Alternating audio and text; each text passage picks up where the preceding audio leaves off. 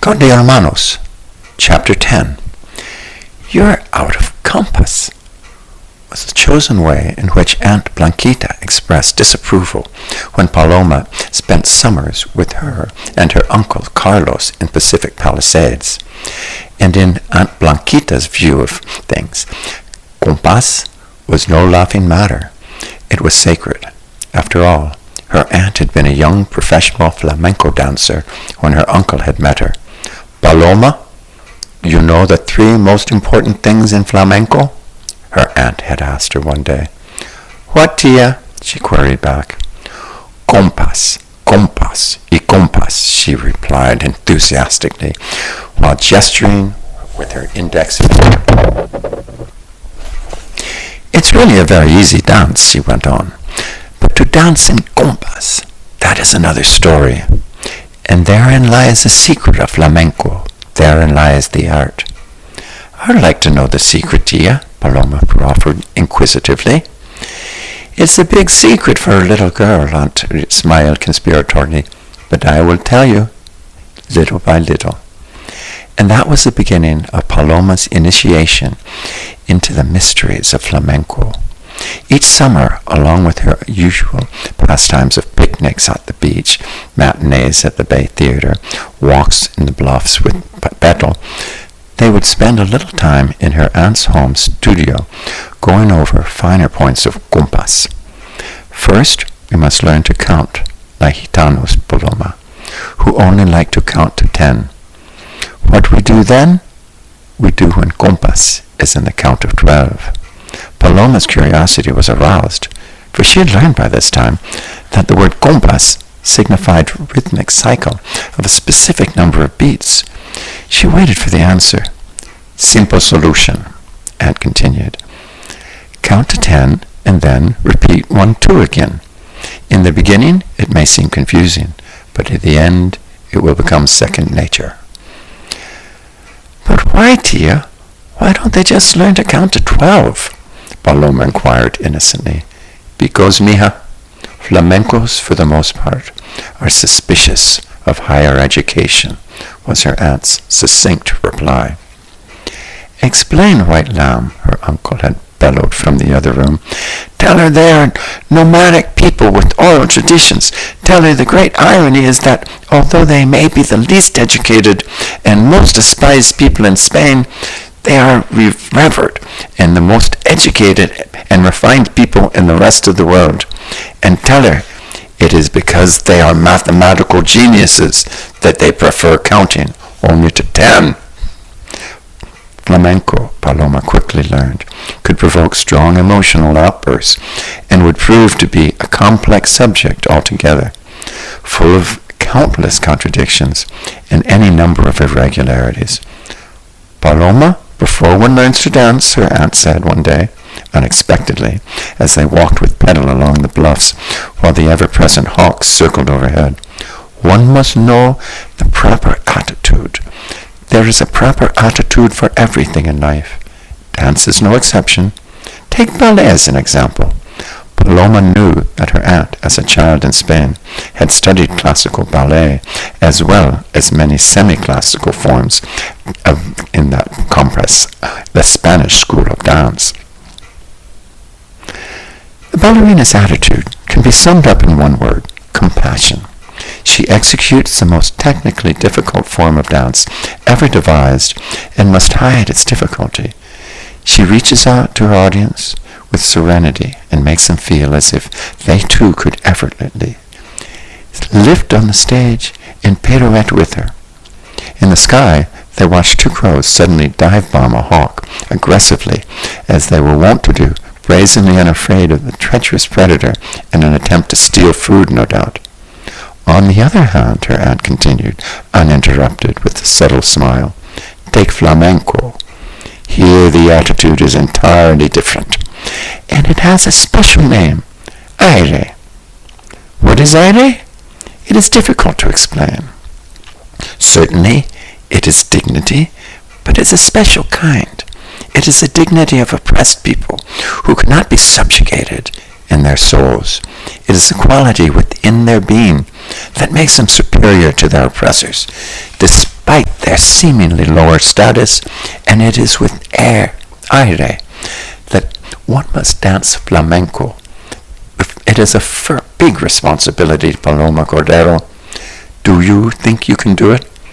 Paloma bit her lower lip, and keeping her eyes steadily on the hawk as she gracefully evaded the relentless attack of the crows, said to her aunt, "I would like to try. How do I do it?" "There's a technique, actually," her aunt replied, whispering and placing her arm around Paloma's slight shoulders. She then looked around furtively, as if making sure no unseen presence was eavesdropping, before she went on. "Whenever you dance, knit your eyebrows, close your eyes halfway, never look at your audience, but through your squinted eyes, look inside yourself. Always forget they are there, Paloma. It is not for them that you are dancing." "Then who am I dancing for?" Paloma asked in wonderment. "For the duende, Paloma," came her aunt's reply. "The duende rarely makes his presence known, but he is always there. You may never see him, but you at least stand a better chance of squinting through your eyelashes. Sometimes by darting your head quickly to left or right and back again. Just as quickly, you might catch a glimpse of him, but he is the master of evasion. Still in all, it is for the duende, and the duende only, that you should dance." At last the crows had given up and left the hawk in peace. He continued on his stoic glide, as proud and unperturbed as if nothing had happened. Suddenly the squawking green cloud of wild parrots that inhabited the area came into view, dashed noisily across the sky, beating the air furiously with their short green wings. "Oh, Paloma," Aunt Blanquita answered. "It's late for it was indeed possible to tell the time of day by the passage overhead, always punctual clock of wild neighborhood parrots. Let's go home and start to prepare dinner. Uncle Carlos will worry and wonder where we are." Did you know that the flamencos have no country to call their own, and that in part accounts for their nomadic way of life? Uncle Carlos studiously informed her as he gestured with the grateful forkful of carrot cake one afternoon the J. Paul Getty Museum, which had only just opened that summer and was conveniently located just a short drive up Pacific Coast Highway from Dr. Cordero's house. This was Paloma's and her uncle's second visit there that summer, as the experience had proved as layered and as decadent as the infamous carrot cake that was served in the museum tea room. "But they must have started from somewhere," Paloma countered logically. She savored the moist confection filled with succulent raisins and walnuts, "and that somewhere must have been their home." "Very true, little dove, but scholars feel certain that somewhere could be well in the lost continent of Atlantis, or a place that doesn't exist any longer and hasn't existed for a long time." Uncle Carlos finished his last swallow of coffee, dabbed his mouth genteelly with his napkin. "Let us continue our discussion with a walk in the herb garden. It will aid our digestion." Paloma licked the remains of cream cheese frosting from the corners of her mouth as she followed her uncle through the terrace and out the bronze gates to the horticultural garden, which used only plants and flowers known as to the ancient Romans. Strolling amid the laurel and myrtle, narcissus, and chamomile, it did seem possible to suspend one's imagination and believe in places that didn't exist anymore. Just beyond the garden, the hillsides seemed around the museum thickly wooded with fragrant eucalyptus groves, which further shut out all traces of the modern world. Perhaps there was something to what her uncle had said, after all. While stooping down to caress the velvety, soft leaves of a lamb's ear plant, she looked up at her uncle and asked, most plaintively, "But how? How, Tio? How could they have survived?" "That, dearest Paloma, is a good question to which we shall never know the answer. You see, Atlantis sank a long time ago in either the Stone or Bronze Age, and the Gitanos are thought to be the descendants of the very last advisors and survivors of that catastrophe, which also thought to account for their collective phobia of the sea. It is as if it lingers on through time as a catastrophic memory, deeply embedded in their group psyche. Paloma found all this information strangely troubling, perhaps because she too had harbored an unfounded and unspoken fear of the sea since her earliest childhood memories. She decided it was time to change the subject to something more uplifting. She would talk about spring, her favorite paint in the museum collection. Tio, I would like to buy a poster of spring before we go. I want to hang it in my bedroom in Carmel, so I can mentally return her any time. And actually, it was undeniably true. The painting by the Victorian artist Alma Tadema did fittingly capture something of the ethereal spirit of the museum, except its colorful procession was headed by angelic flower girls, much the same age as Paloma, who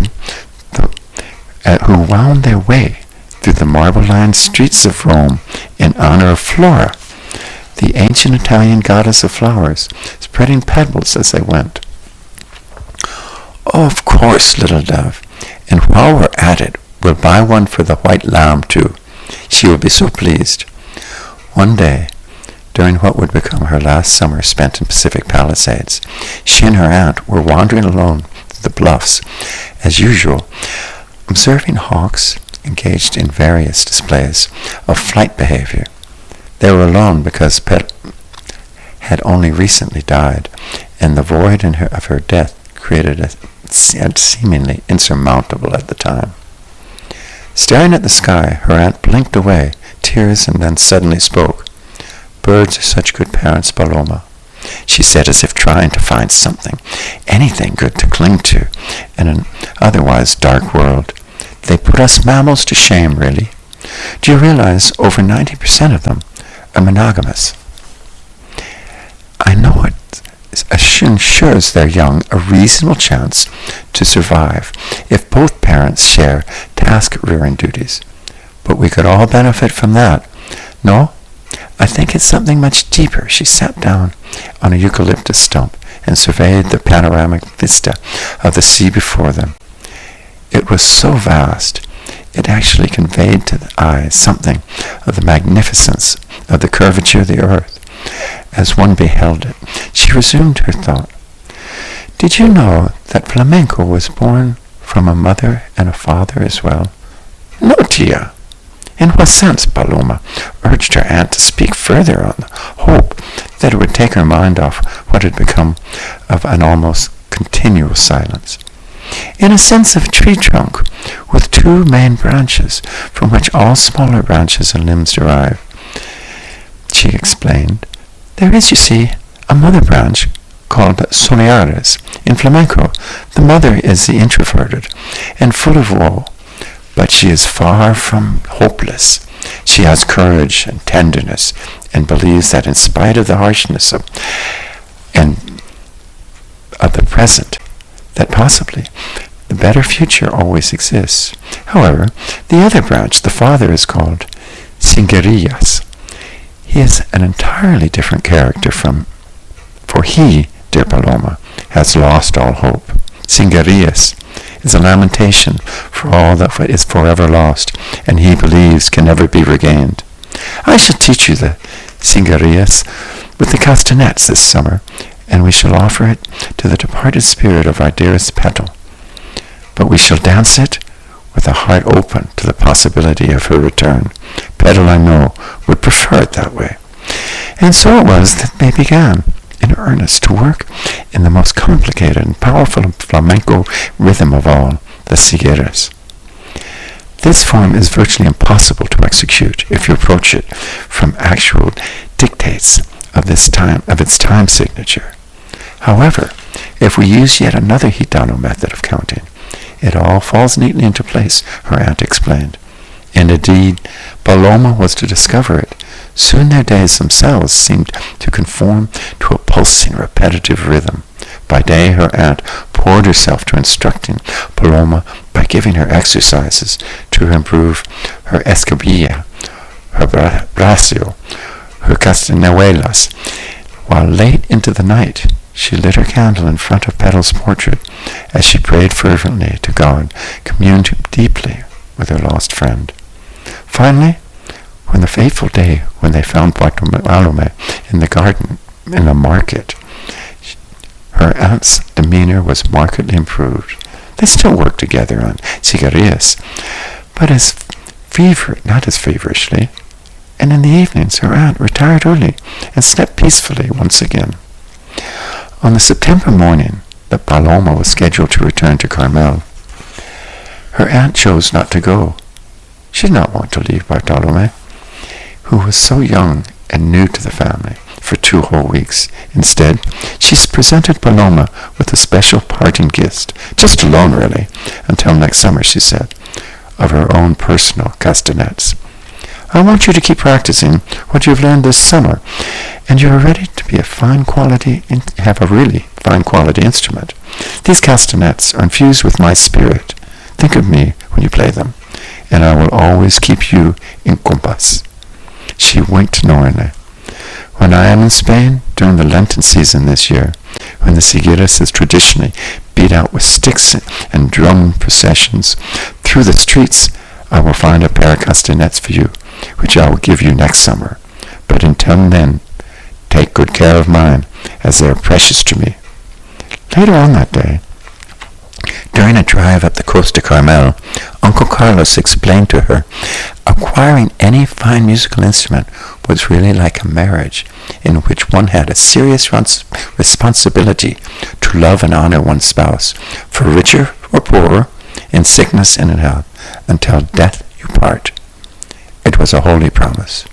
In hindsight, Paloma could not help but think that Aunt Blanquita was making sure in advance that no matter what happened to her, her beloved castanets would always be looked after and provided for. She understood now that her aunt was keeping her promise.